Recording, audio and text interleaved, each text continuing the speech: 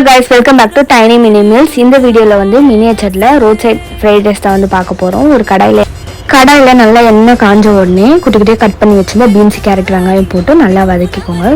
எல்லாம் கொஞ்சம் நல்லா வதங்கின உடனே சோயா சாஸ் வந்து கொஞ்சம் ஆட் பண்ணிக்கலாம். சோயா சாஸ் ஆட் பண்ணிட்டு டொமேட்டோ கெச்சப் வந்து கொஞ்சோண்டு ஆட் பண்ணிக்கலாம். ரெண்டுமே சேர்த்து நல்லா வதக்கி எடுத்துக்கலாம்.